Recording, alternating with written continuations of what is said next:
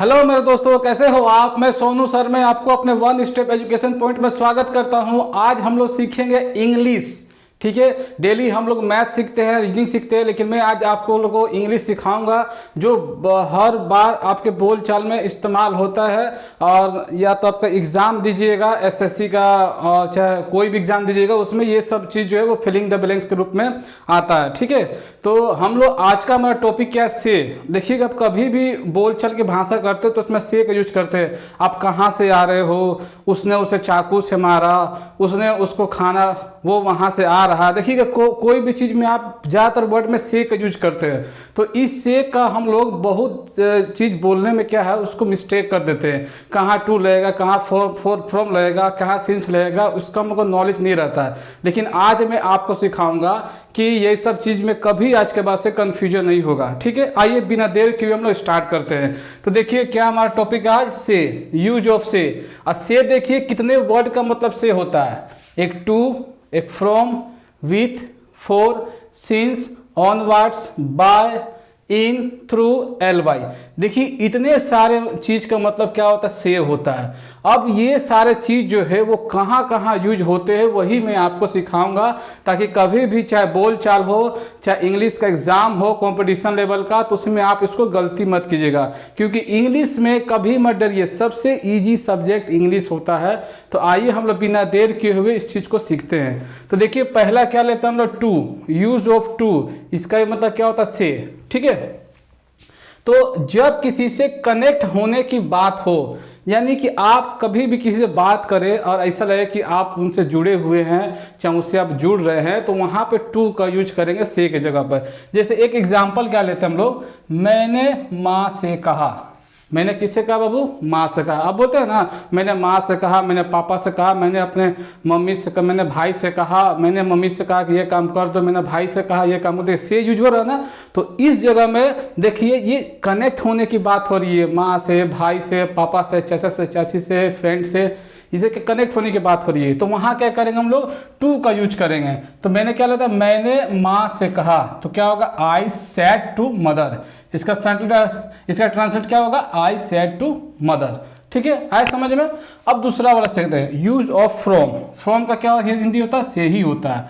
अब फ्रॉम का यूज होता है जब किसी से अलग होने की बात हो। क्या बाबू, जब किसी से अलग होने की बात किया जाए सेंटेंस में। जैसे क्या होता है, मैं दिल्ली से आ रहा हूँ, पहले दिल्ली से अलग होकर आ रहे हैं। ठीक है, चाहे मैं घर से आ रहा हूँ, चाहे मैं मार्केट से आ रहा हूँ, तो मैं वहाँ से आ रहा हूँ, ऐसे बोलते हैं ना। मतलब कहीं से लगे कि आप उस जगह को छोड़ के आप आ रहे हो।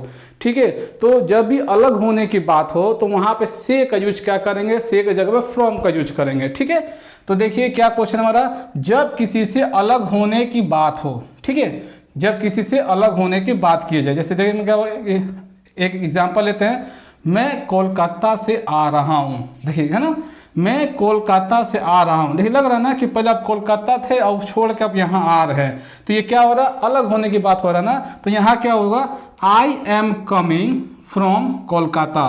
क्या लिखेंगे, I am coming from Kolkata. देखिए ये फ्रॉम का हो गया। देखिए यहाँ से का यूज हुआ ना, कोलकाता से। फिर यहाँ देखिए, यहाँ क्या था, यहाँ देखिए माँ से। देखिए हो रहा ना यूज। ये से वर्ड का आपको हर ज़्यादातर बोलचाल में हम लोग यूज करते हैं। तो क्या लिखेंगे, फ्रॉम कोलकाता।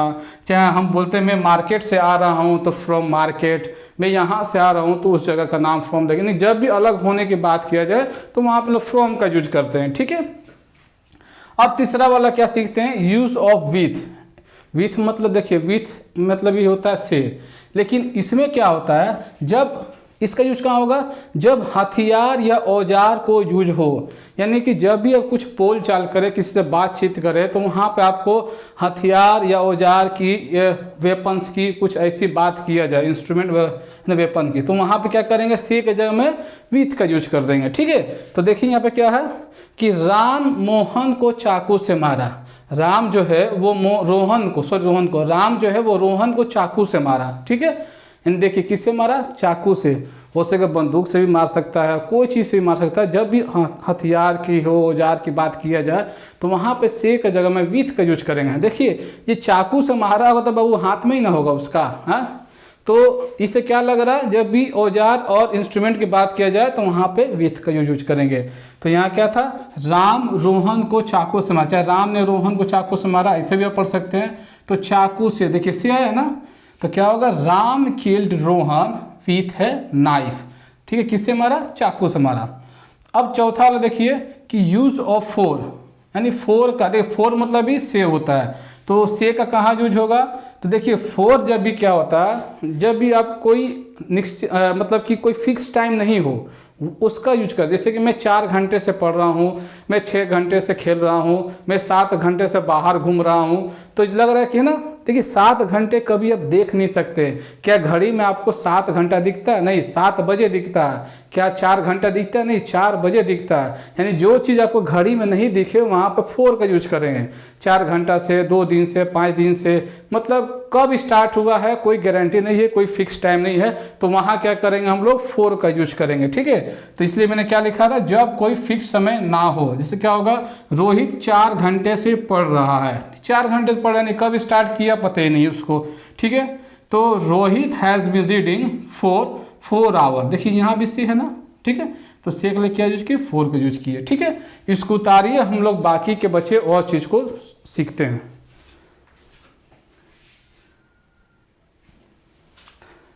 अब आगे हम लोग देखते हैं कि जब सिंस आता है तो सिंस का यूज कब होता है। ठीक है, तो देखिए जब भी कोई फिक्स टाइम दिया हो, सिंस का यूज कब होता है, जब भी कोई एक फिक्स टाइम दे दिया, जैसे कि वो 2 बजे से, वो कल से, वो परसों, वो 26 जनवरी से, यानी कोई डेट फिक्स दे दे और जो घड़ी में टाइम भी दिखे या कैलेंडर पे जो डेट भी देख, उसको क्या बोल, वहाँ पे सिंस का यूज करते हैं। जैसे नहीं बोले कल से कर रहे हैं हम काम, निश्चित है कि कल से ही काम हो रहा है, 2 बजे से चाहे 4 बजे से काम हो रहा है, चाहे 26 जनवरी से ये काम चालू है। तो हम देखिए यहाँ फिक्स टाइम जब भी बोलेगा तो वहाँ पे सिंस का यूज करेंगे। ठीक है, तो देखिए, तो मैंने क्या लिखा है, जब फिक्स टाइम की बात हो तब हम लोग सिंस का यूज करेंगे। क्या ऑप्शन है, चंदन 4 बजे से खेल रहा है। देखिए 4 बजे से बोला, 4 बजे से, ये क्या हुआ, फिक्स टाइम हुआ ना, यानी कि Chandan has been playing since 4 o'clock। देखिए सिंस का यूज हुआ से की जगह में। ठीक है, यानी चंदन जो है वो 4 बजे से खेल रहा है। अब यूज ऑफ ऑनवर्ड्स, इसका इस्तेमाल बहुत होता है आपके एग्जाम में। ठीक है, तो आने वाले समय की बात के लिए, यानी कि कोई समय आया नहीं, अभी आने वाला है। जैसे कि कल 5 बजे मैं खेलूंगा, कल से मैं स्कूल जाऊंगा, परसों से मैं ये काम करने वाला हूँ, यानी वो समय आया नहीं है, अभी वो आने वाला है। तो कोई भी समय आने वाली की बात किया जाए वहाँ पे ऑनवर्ड्स का हम लोग यूज करते हैं से की जगह में। ठीक है, जैसे क्या होगा, मैं कल से स्कूल जाऊँगा। ठीक है, मैंने क्या बोला, मैं कल से स्कूल जाऊँगा, तो I will be going school tomorrow onwards. ठीक है, आई विल बी गोइंग, या टू भी आप लगा सकते हैं, I will be going to school tomorrow onwards, यानी कि मैं कल से स्कूल जाऊंगा, चाहे, ठीक है, मैं कल से स्कूल जाऊंगा।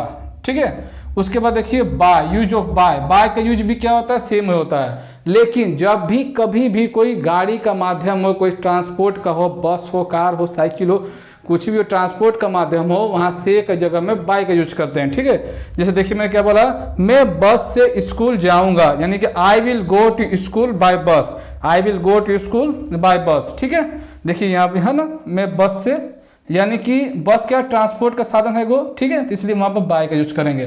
फिर उसके बाद यूज ऑफ इन, इन का यूज कहाँ होगा, जब कोई दर्द या पीड़ा या कष्ट की बात की जाए तो वहाँ पे क्या होता है, इन का प्रयोग होता है। इसलिए बोलते हैं वो दर्द से चिल्ला रहा है, वो दर्द के चलते सो नहीं पाई, वो दर्द के चलते ये काम नहीं कर पाया, हम नहीं बोलते हैं। तो वहाँ पे क्या होगा, जब भी दर्द की बात हो, कोई पीड़ा की बात हो, वहाँ पे से की जगह में इन का यूज करेंगे।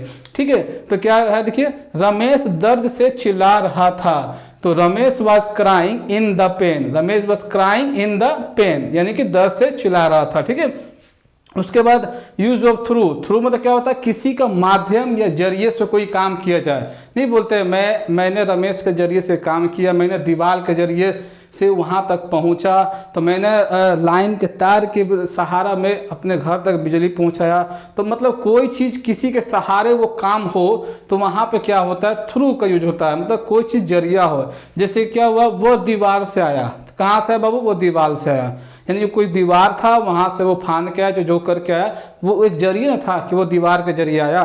तो क्या यहाँ क्या होगा, यहाँ पर ही केम थ्रू द वॉल, देखिए यहाँ भी है ना से है, देखिए से है ना, यानी he came through the wall. ठीक है, अब लास्ट हमारा क्या है, use of L Y. L Y का यूज क्या होता है, जब भी कोई एडजेक्टिव यानी विशेषण की बात कहने की तेजी से, स्लोली, मतलब कोई ऐसा चीज बोले कि लग रहा है कि हाँ किसी की ये क्वालिटी को दर्शा रहा है, तो वहां पर जो हमारा वर्ब होगा वहां पर लास्ट में एल वाई जोड़ देंगे। ठीक है, जैसे क्या हो गया, राम तेजी से आ रहा। देखिए तेजी मतलब क्या हो, इसका विशेषता है ना, यानी कि राम वाज कमिंग फास्टली।